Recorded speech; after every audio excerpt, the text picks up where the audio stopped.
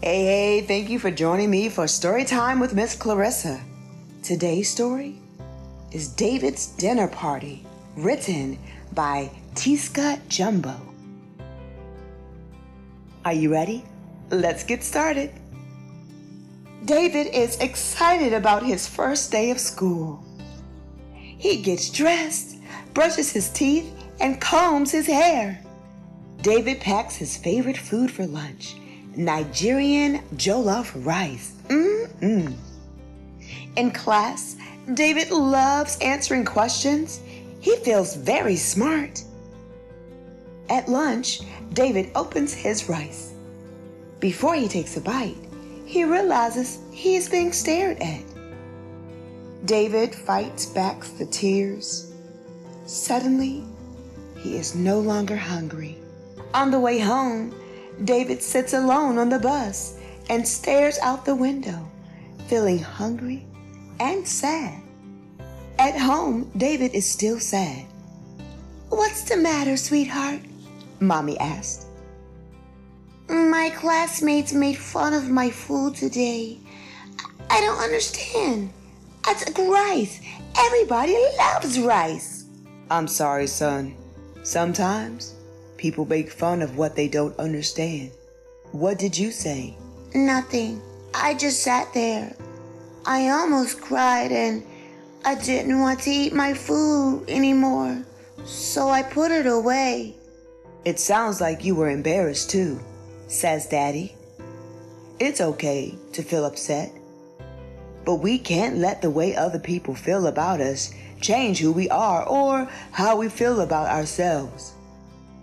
"I know," mumbles David. "Okay, what do you want to do?" David is quiet for a few minutes.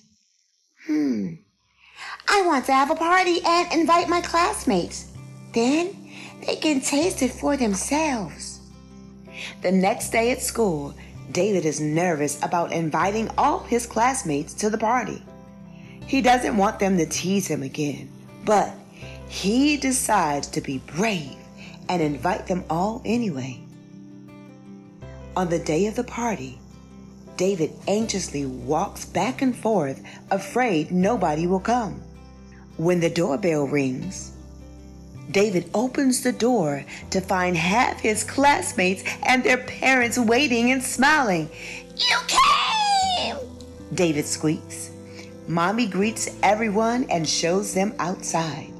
"We have a vegetable garden in our backyard. Fresh food gives our meals extra flavor," Mommy says proudly. "I hope you don't mind, but I could use your help preparing the food today." The guests agree. Mommy gives every person a task. The children pick the vegetables and the parents chop them.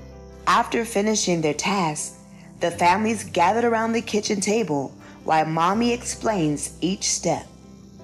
She lets them taste each of the fresh vegetables before blending and adding them to the stew. "We use bell peppers in our salads. I love how crunchy they are," says one friend. "My mommy uses tomatoes to make tomato soup," says another while sniffing the air. Why do you have so many bananas?" asks one of the children. "Those aren't bananas, those are plantains," giggles David. "And they're so sweet." David shows his friends how to slice the plantain.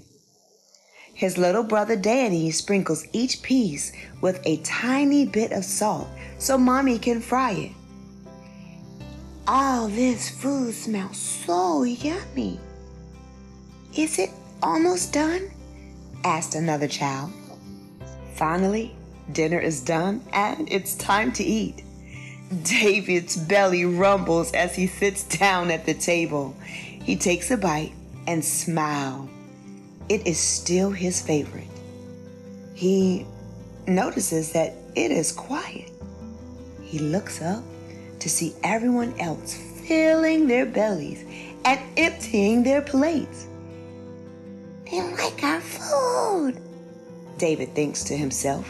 One by one, The guests sit back, rub their bellies, and thank Mommy for the delicious meal and for sharing their culture. As the families leave, the kids tell David they will see him at school the next day. And the parents ask Mommy for her recipe. Before going to his room, David turns to Mommy and with a big smile says, "Can you pack my lunch with rice for school tomorrow, please?" "Of course," says Mommy. "We're proud of you for being kind to others while being brave enough to be yourself," says Daddy. Oh, that was so amazing. Oh, I absolutely loved reading that book to you, for you, and with you. And listen, until next time, always love with your eyes open.